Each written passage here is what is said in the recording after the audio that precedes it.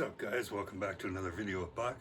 So today, hiding under this little jungle tree, we've got one of the greatest movies ever made, as you can see, King Kong. The original 1933 King Kong. If for some reason you've never seen this movie, you are in fact missing out. You're missing out on one of the greatest movies ever made, especially for that time. It kind of set the bar for movies that came out after this. Like on par, the dinosaurs in this movie, on par with Jurassic Park any day, all day long, even though this is black and white, they're amazing. What they did was amazing. There's a few other movies, such as Valley of Gwanj. If you've never heard of that, and you like the old dinosaur movies, that's one of the best. Along with the movie Dinosaurus. That's another one where you want good dinosaurs, those are the movies you're gonna have to watch. This as well. The original King Kong has got, I think, 4 amazing dinosaurs, and well, one's a pterodactyl, and then there's another one that's kind of a snake character. We'll get into it anyway. Let's put the old King Kong down here back under his tree. So yeah, King Kong, if you've never seen it, the original, and you're gonna watch it for the first time as an adult, that would be really something. Myself, I've seen it so many times as a little kid. I grew up around this. It was everywhere. It was on TV all the time when I was a kid, honest to God. So, I mean, I've seen it a million times, right? But anyways, I did watch it last night and finished it this morning. So it's fresh in my mind, and I'll just kind of start. Like, if you've never seen it, the King Kong, of course, they're going to make a movie, right? And they need a girl for the movie because the public wants love scenes in their movies. So Carl Denham, the director, he goes out, he gets himself a girl last minute, they take off, and away they go. So they've got a map and a story. They get to this island, and the wall, the first thing you see, when you see the wall that's built on this island, it's like, what is that? This is crazy. It looks crazy to this day. It's awesome looking. They got the background, the music, the birds and everything. They did it perfect. You really feel like you're there throughout this movie, you know, especially all the jungle stuff. So they get on land, and of course the natives are there. These native guys too in this movie are like the most realistic looking natives, living like in the wild like that, in their own island habitat environment. That's what you would think it would look like when you see these guys. Literally really cool, like you'd want to live there with them. It's really cool, you know. That would have been a wicked way to live, actually, if anybody ever did. I'm sure they did too, because that was really realistic. So anyways, it doesn't go so good, the meeting with them. And basically, they want Miss Blondie, you know, they want the girl in this movie, and Darrow. And so they wind up coming onto the ship that night, 3 of them, and they kidnap her. She puts up a bit of a fight, but there's 3 of them, so they get her into their boat, and they paddle back. They do their thing, they're gonna sacrifice the Kong. The guys realize she's missing, boom, they all get guns, and away they go. They're gonna go save her, right? So here's where we start. So you get your first glimpse of Kong now in the original movie, where it's just his head comes up, and it kind of looks pretty. At first impression, it doesn't look the best when it's just his head, but when you see the way they make the rest of the body move, and when you see the dinosaurs, then you realize you're actually watching a really good movie, well made for those times. And so Kong takes off, he grabs his girl, and away he goes. And the boys start following, right? They're tracking him down, and they come across their first dinosaur, which is really impressive. I say you get the feeling like you're there. They're going through the jungle. It reminds me of the movie Predator with Arnold Schwarzenegger. You know, they all got their guns and they're going through.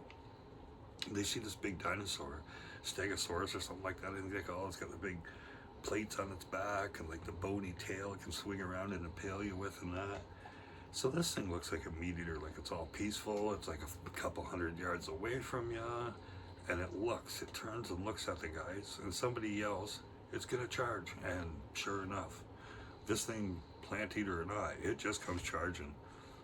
Maybe dinosaurs were like that, real territorial stuff, who knows, right? But this one does, it comes charging in, and they gun it down, you know, and its tail's moving as it's dying. They got the nerves and everything working in there. It's kind of cool. So that's the first dinosaur. You move ahead a little more, and now They're getting closer to Kong, but they can hear he just pushed through a swamp.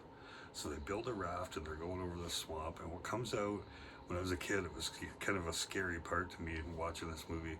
It's kind of like the Loch Ness Monster. And he comes out, and it's like a brontosaurus in the water. And it just starts plucking guys off this raft. Plucking them out of the water and just killing them, right? Throwing them around, winging them around, killing them. And it's like, maybe they were like that. Who knows? Kind of scary. This thing keeps coming. They get on land with their little raft, right? And they start running. Well, this guy, he keeps coming. Like, he's not giving, he's coming for him, eh? And he's killing them on land now, too. He's chasing them and he's taking guys. And the one guy runs up a tree and he's trying to get around the tree, and finally he gets him, right? And kills him, too. And it's like, holy mackerel. All this from a brontosaurus. So again, pretty good movie. Next, you get into that scene, the famous scene with the log. They're crossing over that great big Curvanian or crest, whatever, you know what I mean? Great big crevice, right? Giant crevice, and they're crossing this giant log, and King Kong comes back, shakes it, they all fall except for the one guy. Gets away, of course, our hero Jack. He's going after the girl, he keeps going. So let's get into the fight scenes now. It might be, I think the first fight scene, the next dinosaur thing, is kind of like a prehistoric snake with the little legs before they lost their legs. I really don't know 100% what that is, if that is a prehistoric snake or not. If you guys know, if somebody knows what that actually is, leave it in the comments. I'd love to check that out because it's cool looking. I remember it was kind of scary to watch as a kid. It gets all wrapped around King Kong and it almost takes him for a minute there, really, and he winds up beating this thing down, eh? It would definitely kill a man. This thing's no joke. It's like Titanoboa with little legs, you know. So yeah, so he wins that fight and we move on. And the next comes the T-Rex. And like I say, very well done. Sorry about that, my dog. Very well done, all these dinosaurs. The T-Rex, same thing. It was more of the old style where he's standing up, just more straight than a T-Rex, they say, really would. Still, very well done. And so that fight takes a few minutes, and interesting little side note on that. This camera's still, sorry, my dog is gonna knock my camera around. But anyways, interesting little side note on this fight with the T-Rex and King Kong. We did not have MMA fighting back then, but the first thing Kong does, him and his T-Rex are looking each other in the eyes, and they're circling each other. And what does Kong do? Right? What's he do? He does like a typical MMA thing. He dives in on its legs. I'm watching that and I'm like, get the fuck out of here. Like, he just dove in on his legs like an MMA fighter, took down this T-Rex. You know how it goes, right? He's King Kong, he's gonna win. So like, that's an awesome scene in this movie. And from there, the next dinosaur type thing we see is the pterodactyl. It comes after him again. Very well done. Like, if you've never seen this before and you're watching this movie for the first time, you're gonna like this. It's pretty good, you know what I mean? For the old days, it really is. So the pterodactyl, again, very realistic looking, and he's attacking Kong. Kong's fighting this thing off. This is the chance that Jack and this girl, they escape, right? So of course Kong, he finishes fight, sees that the girl's escaping, he's pissed off, he's going after him, and he gives chase. So he comes crashing through that big door and stuff. You know, the guy and the girl get back to the other people out on the beach. They're trying to get back to the ship, and they wind up throwing the smoke bomb things at Kong. Puts him out. He's on the beach. He's laying there. He's out cold. Well, there you go. The next thing you know, they got something better than a movie, right? He's on the ship. You're heading back for New York. As we all know, it don't work very well, right? He breaks loose, causes all kinds of chaos, right? Takes out the train, kills a bunch of people. And then he winds up on the Empire State Building, starts climbing. He finds Andero, of course, right? He put that famous scene where he puts his arm through the window. And again, when you're a kid, that was pretty scary. So he climbs up the Empire State Building, and here come the airplanes. And as we all know, they got him down. And away he goes, right? He falls to his death. Now, what a lot of people don't know, and it'll be a lot more in detail in my next little video, is that the same year, 1933, that they made King Kong, in the same year, they made the Son of Kong. So it's kind of like 2 months, is what they say. In the beginning of the movie, The Son of Kong, it's like 2 months after King Kong fell to his death, the story picks up again with Carl Denham and carries on, and you're not going to believe where they wind up, because they wind up back on the island in The Son of Khan. They literally do. So like I say, that will be my next video, because it literally just, after this one, after our first one, the original 1933, if you've never seen The Son of Khan, it's literally just this story carried on. So there you go. Anyways, give it a watch. It's really well done. You'll love the way they did the movement and stuff in King Kong and this original one. And I mean, I'm leaving a lot of stuff out. Like when he climbs the Empire State Building, there's going to be a lot of like parts that stand out to you when you watch this movie. It is really, really well done.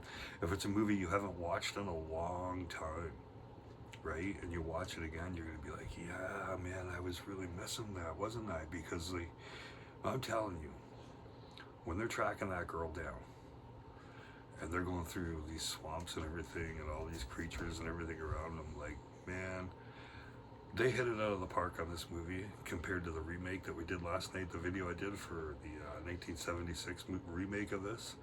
These guys really, this, like I say, this kind of set the bar at the time. In its day, it literally set the bar. Can you imagine when King Kong come out? It's like, yeah, let's see you make a better movie than that in 1933. Good luck, right? So, on the old Buck Knife scale, 9 out of 10, obviously, King Kong, 100% is getting a full 10, you know, if not a 15, realistically, for the first original. So anyways, you guys, I will be back later when I'm finished with The Son of Kong, and we'll have our third video, and we'll carry on with our little story about King Kong, and we'll see where we're going next from there, because I've got hundreds of classic good movies that I want to cover. So you guys have a good one. Peace and love, and take it easy.